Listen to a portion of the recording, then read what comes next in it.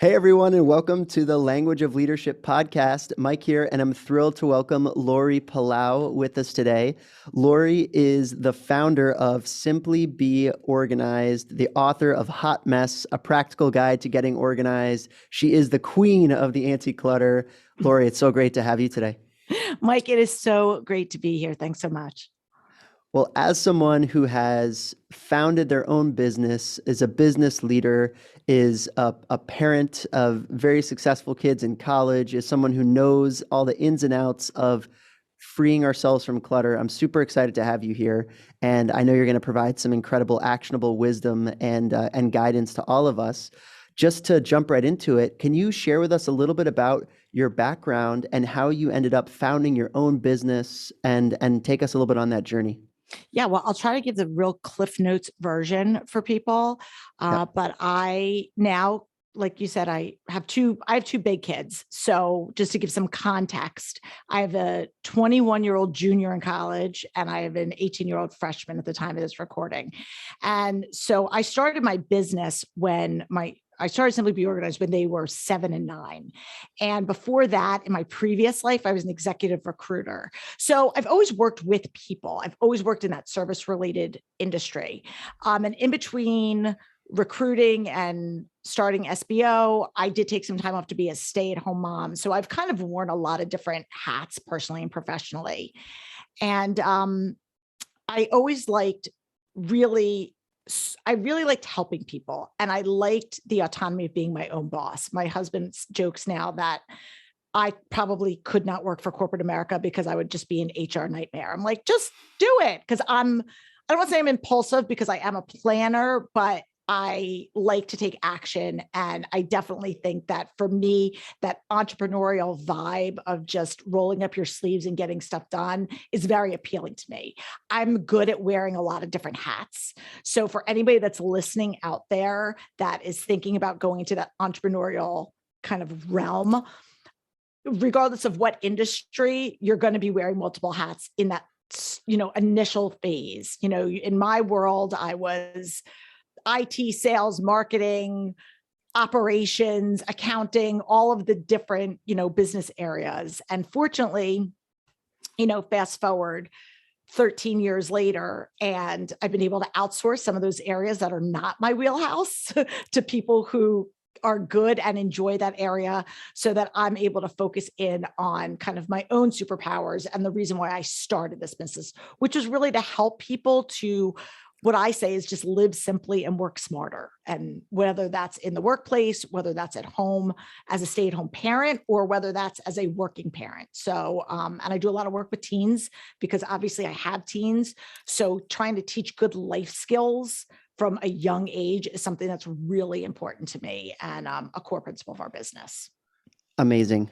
Amazing. Thank you for that intro. And before we dive a little bit more into the details and the methods and how you work with your clients and kids and this, I know we were talking a little bit before the recording about your own experiences studying communications and actually being interested in being a speechwriter when you were a student. And I know some of our listeners are really fascinated about communication skills and speech writing. And I'm wondering if you could just share briefly about how that, if at all, has prepared you for later in life and any of those skills that you've learned.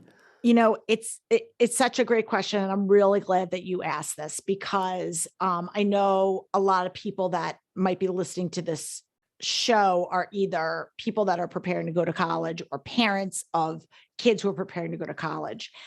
And as somebody who's been through that very recently with my own kids and their friends, there's this pressure that is societal. Again, I'm in the US and I'm not trying to point fingers at anybody.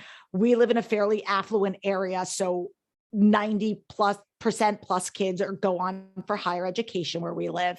And there is this expectation and stigma from a society perspective that you need to go on to get a degree, an advanced degree, and you need to have all of these things figured out.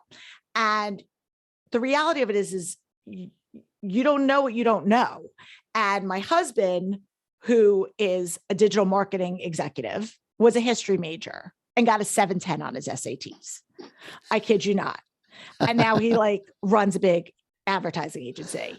I had no idea what I wanted to do and became a communications major because I was good at speaking and I was not afraid to get up in front of a room. There was no real overthought that there was. The pressure was different back in the day. And neither one of us really had any idea what we were going to be doing 20 years from now, 30 years from now. And we would tell our kids the things that we do today didn't even exist back then. Digital media, my husband's career, what we were able to raise our family on and send our kids to college, and I was able to start this business from, and all the things didn't even exist. So follow the things that you're good at, follow the things that you like, and do your best. I mean, I hate to be that simple, but that's really kind of the principles that I gave to my kids. And when people ask me, what do you think about using your degree? And I look back and I really do use a lot of the facets of things that I learned. Communication is a key tool in almost every job. And if it's not, even if you're in a job where you're working in a cubicle, coding somewhere, doing something way above my intellectual realm, you need to communicate with people in life. And so having good public speaking communication skills, whether you do it for a living or you just do it as a tool to help you be a functioning member of society, is really, really important. And so I love what you do. And I love the audience that you are reaching, because those foundational skills will serve you well wherever you go.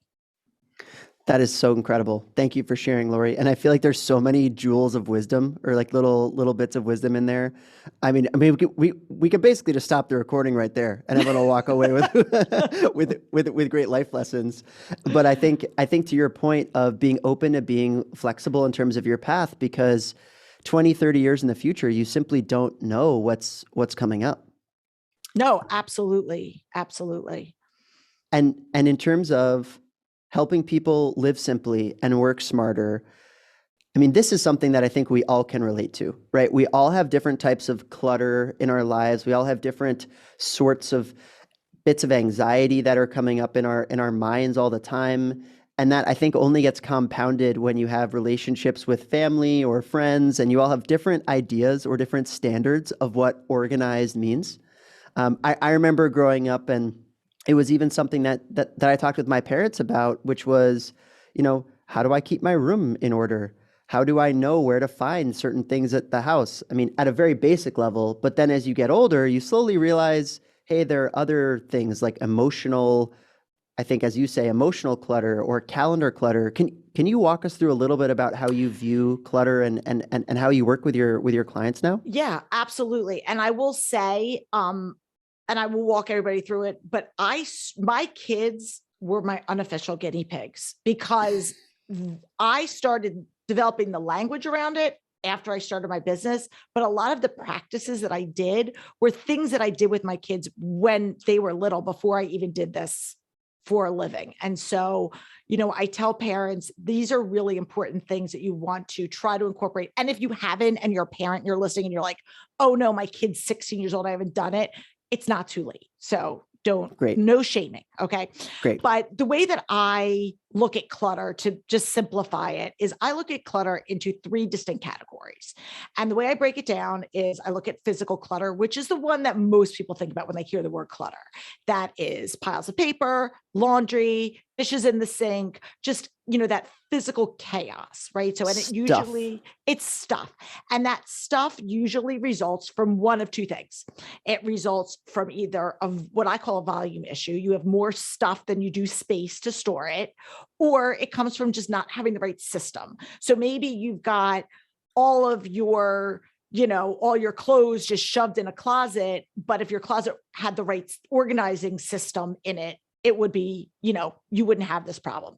So usually when I talk to people about their physical clutter, I want to identify, kind of take it a step further and figure out, well, where does that physical clutter stem from? The second type of clutter is what I call emotional clutter. And emotional clutter usually stems from one of two things, either guilt or fear. And it can look a few different ways. It could be something of my kid made this for me and I can't get rid of it. Or this could be my Aunt Edna gave this to me for our wedding. And what if she comes over? I would feel bad about it. Or it could be, I spent a lot of money on these shoes or these jeans. And even though they don't fit me anymore, I feel really bad getting rid of them because that would be wasteful. So there's all of these emotional strongholds that are holding you back from taking action on it. So you're not really thinking from the logical, it's more from that emotional perspective. And then the third type of clutter is what I call calendar clutter. And calendar clutter really stems from either being overscheduled. So think about it the same way that you would with physical clutter, except with time. You have overcommitted yourself to more things than you do have time in the day. So you have more obligations than you do time to do them.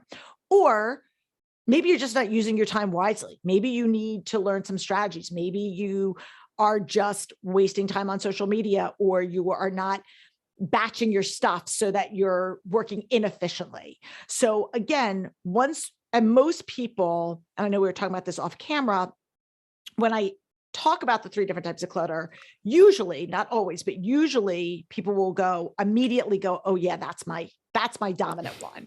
And you can struggle. We all at some point probably struggle with at least two, but maybe three, at least two of those. But most people find that there's one that's a little bit more dominant than the others. So I don't know if you feel that way or not.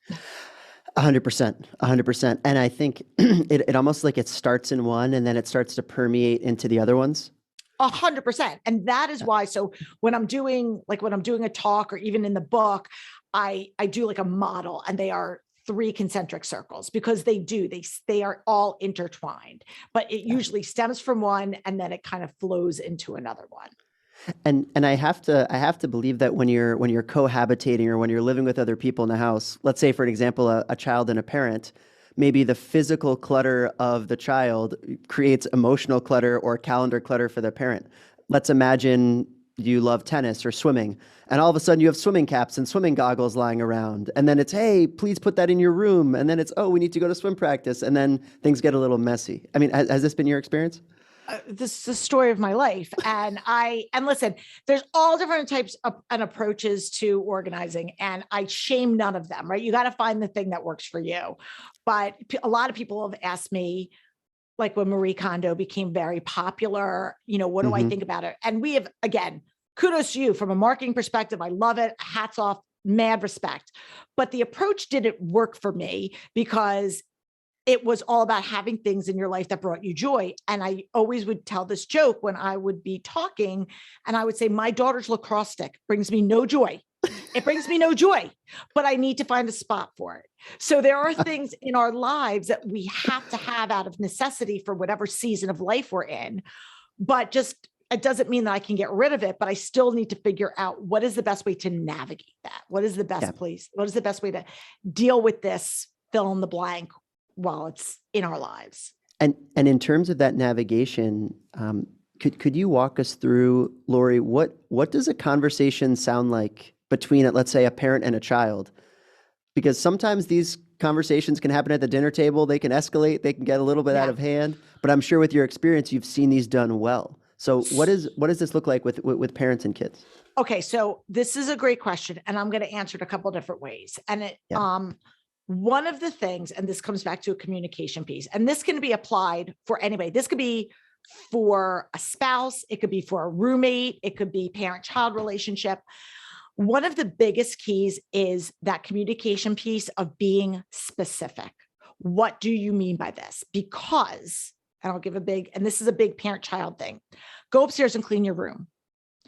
So the child goes upstairs and takes all of the stuff that's all on the floor and shoves it under the bed and in the closet.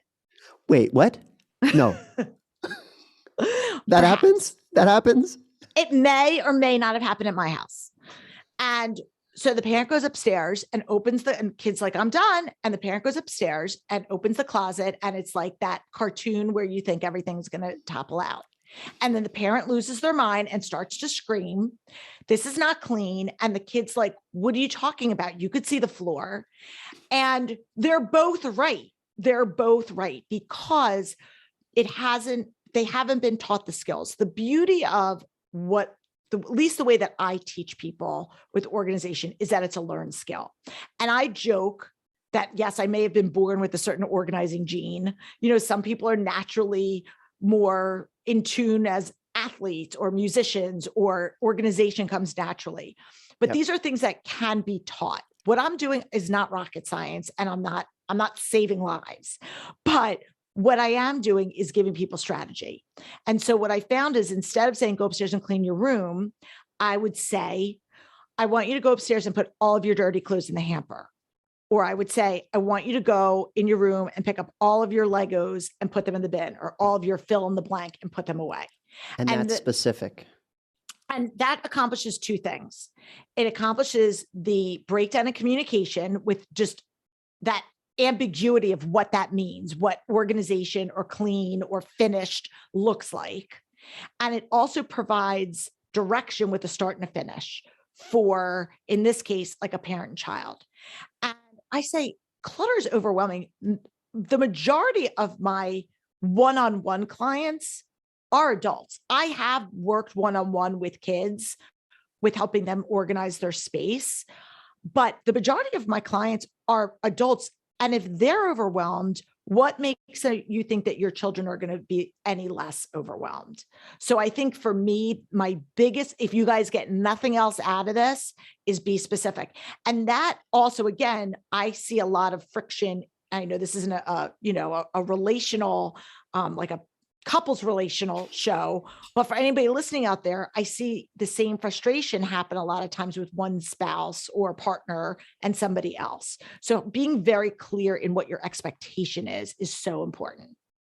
And that clarity of expectation, just to quickly tie it to your own experience as a founder, CEO, entrepreneur, leader, I mean, do you also see that within your work and business? You're now managing a team and network of experts all across the country, if I'm not mistaken. Yeah.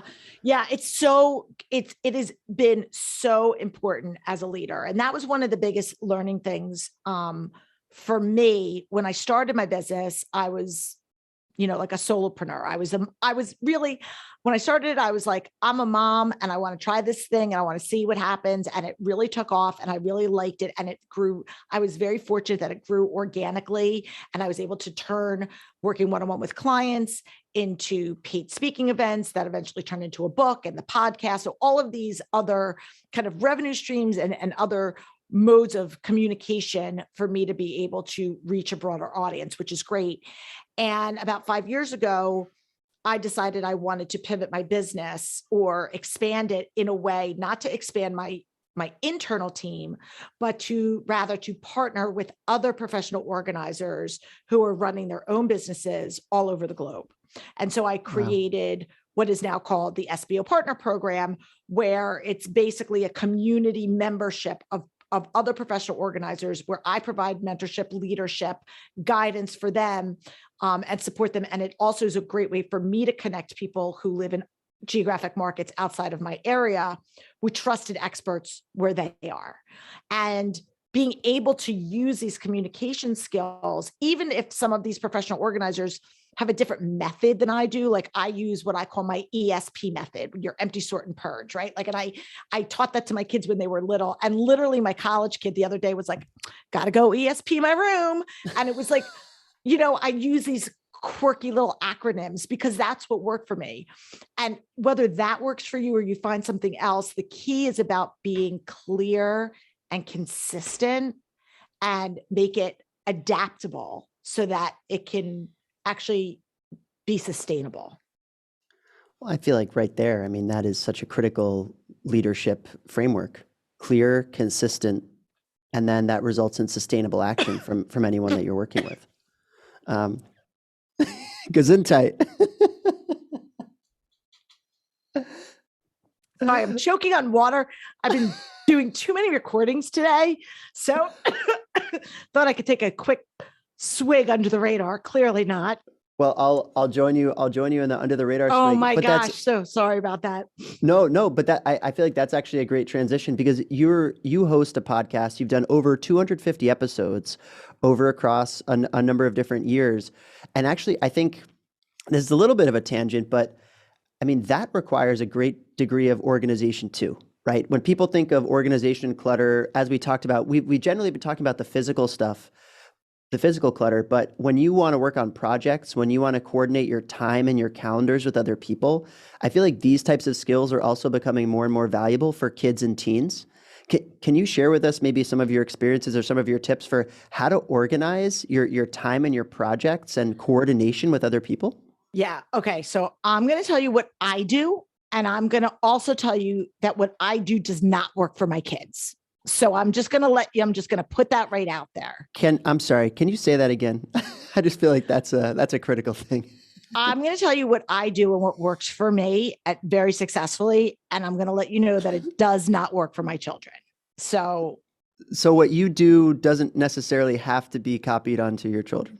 it doesn't. I think they would be more productive, but and I don't, but that remains to be seen. They have very different personality types. And it's also, I think, a little bit of like, I'm the mom. So, but I like discipline, and I happen to be somebody, I also do a lot of studying about personality types. And that's really what Mm, my most recent work has been.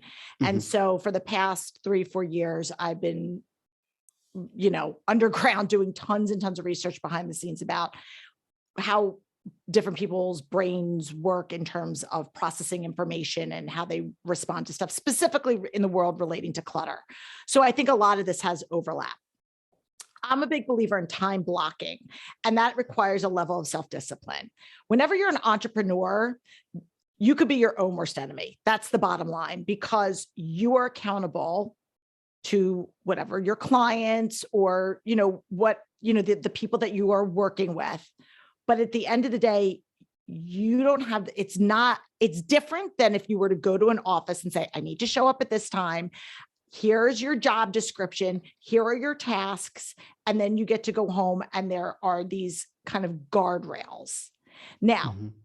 I'm not saying that that's easy, because again, the thought of being, confined just makes me want to break out in hives. I would rather take the challenging path of saying, no, now you're going to be responsible for other people's revenue.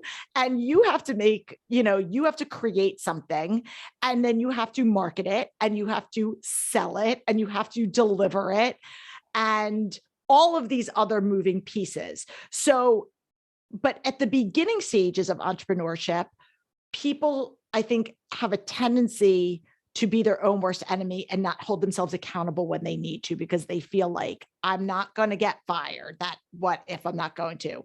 And for anybody that's listening out there that maybe is a parent, maybe if they don't work outside the home, a lot of times when I would work with professionals, specifically professional women that maybe took time off after having kids, and they were like, I don't understand. How come when I was at work, I was so productive, I could get so much done.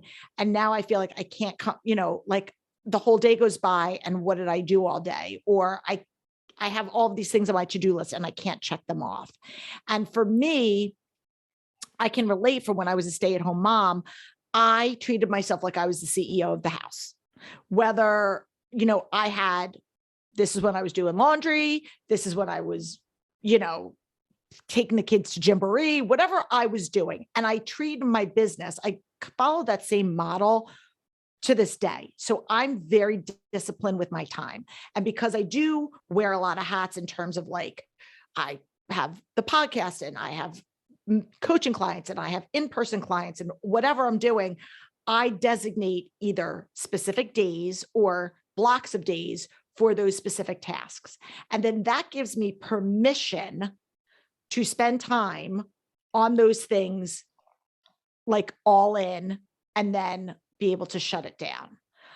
And so that's what works for me. And that's how, when people say, how do you do it all? First of all, I don't. I outsource a lot. I have a team of people, like I said, right now, that help me with the back end of my podcast and help me with the operations of my business. I have a cleaning person at home that helps me. So, I mean, I do have a team of people that help me do things so that I can focus in on the part that matters. But I think whatever you're going to be doing, you need to find that system, and that procrastination, which is a big theme. And I see it a lot with my kids. I'm not going to generalize every kid, but a lot of my kids and a lot of my friends' kids who are all in that same season of life. That's at some point, that's not going to work. Like at some point you have to turn the corner. Otherwise you're going to be constantly playing catch up and feeling behind the 8 ball. And on that point, Laurie, I mean, you mentioned a little bit earlier that you've been very into learning about people's personalities and how it affects them with clutter, and I think that ties really, really well into how certain people like the time blocking style, or certain people are maybe a little bit more free flowing. They have a greater sense of personal accountability. They need other people to hold them accountable. Can you share with us a little bit more about this Enneagram, if I'm pronouncing it correctly? Yes, you did. And Yes. your work into this space? Yeah. So I've been pretty fascinated with personality types my whole professional career. I was a big Myers-Briggs person. I have followed Gretchen Rubin, who does a lot with personal development, and she has her 4 tendencies, and I've talked about all that. And I think there's value in all of them. And then about 4 years ago, right after I published my book, I started hearing about this thing called the Enneagram. I didn't know what it was. I started hearing it more and more. So I was like, kind of like, maybe I should look into this. And essentially, in a very abridged short version, Enneagram has 9 distinct personality types. And unlike other different assessments, it looks at your motivation, not your behavior. So it looks at the why you do what you do. And that is what kind of really drew me to it, because in my line of work, looking at clutter, I always said clutter is the symptom. It's not the root cause. So it's like the why behind it. And so that's what initially kind of set me down the rabbit hole of looking at the 9 different types. And each different type, again, much like my clutter is intertwined, there are connection points. It is fluid, but you have one dominant type. And that dominant type really has specific characteristics. And so it is not to pigeonhole you and to use it as an excuse to say, like, for example, my Enneagram type is an 8 and they are the challenger. They are very, it's the best part of you is the worst part of you. So you tend to be a leader and you could be very outspoken. And the downside is you could be very outspoken. And so, there's all of these good and bads. And my younger daughter, for example, is a 4, and the 4s are the individualist, and they are your creatives and what you would think of as your artists and your musicians. And that's great. But they also overthink things, and they're very emotional, and they're very brooding. And when I look back after studying all the different 9 types and looking at kind of where, again, my family was and the people in my inner circle, I started to see some connection points and realizing that for me, it was very easy to make a decision. I don't really struggle with emotional clutter. And I was very logical and practical. And I could be like, this isn't serving me well. It served me. Now I can pass it on. I can donate it, get rid of it. And my younger daughter was very transparent about, this has feelings and it means something to me. And she would have to tell a story about every single piece. And so it I made me want to some days drink an entire bottle of wine afterwards. But I've learned since that time where I would be frustrated and I'd be like, hurry up, just get done, make a decision, that certain people are quicker at making decisions, whether you're relating to clutter or you're whatever it is. And if you can start to pinpoint, okay, I know it's going to take me longer, so I'm going to develop a strategy that's going to afford me to do the time. I know it's going to take me a little bit longer, or I know that I'm somebody that really requires that outer accountability. My older daughter is a perfect example of this. She was an athlete. She was voted most athletic in her high school, straight A student, like, the teacher's dream. And if a coach went out there and said, I need you to go run a 6-minute mile, she'd be like, okay, bye, I'm going to go. As soon as practice is over, if I'm like, hey, do you want to go out for a run? She'd be like, I don't want to go out for a run. Like that is, she needs that outer accountability. And that's just like one example.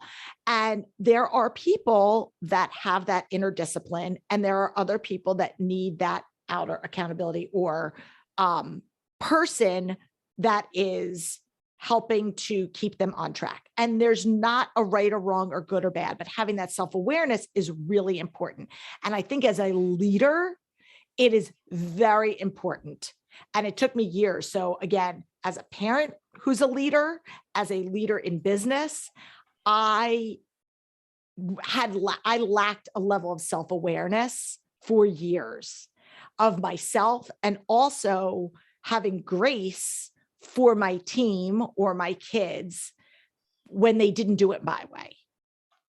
And so having that knowledge is what I think is the secret sauce. I love that. I love that journey, that journey of self-awareness, which is, it's not just any one point on the Enneagram or one personality type defines leadership, but actually whether you're a challenger, your daughter's an individualist, someone else is an achiever, whatever their personality type is, there can be leadership in that form. We just need to recognize that we come in different shapes and sizes, and that's all okay. We just need to embrace that and be aware of what those things are, if I'm understanding you correctly. Absolutely. And using, whether it's the Enneagram, whether it's something else that you use, using these things as tools, using it as a gift. It's not the end all be all. It is not right or wrong. It's a tool in your toolbox as a leader, as a parent, as a student, as knowing these things about yourself. It makes you feel less alone. And I think a lot of times that helps people feel like, oh, I thought that was just me, and when you start to feel that. So first of all, it gives you that sense of community that like, I'm not the only one that is going through this. But also, again, to be mindful of not using that as a crutch or an excuse, but to say, okay, I know that this is where I struggle. So I'm going to work a little harder here, or this is where I thrive. And so I'm going to help rise other people up to that. And so being able to use that and just having that self-awareness, I think is really important, especially as young adults, as you're going into that world of adulthood, to know this about yourself and the other people in your world. Brilliant. Brilliant.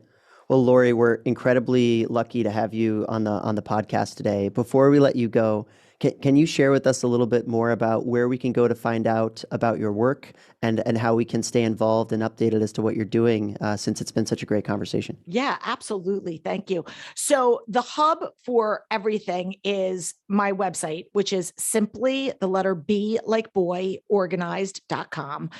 That's also, you can find me on social media at Simply Be Organized. I'm on LinkedIn, Facebook, Instagram.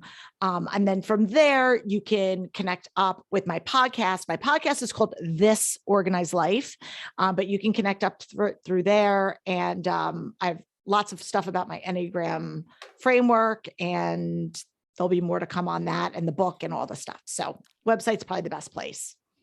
Amazing. Well, thank you so much, Laurie. We're definitely going to stay in touch and check out the website, check out the podcast, helping people live simply and work smarter.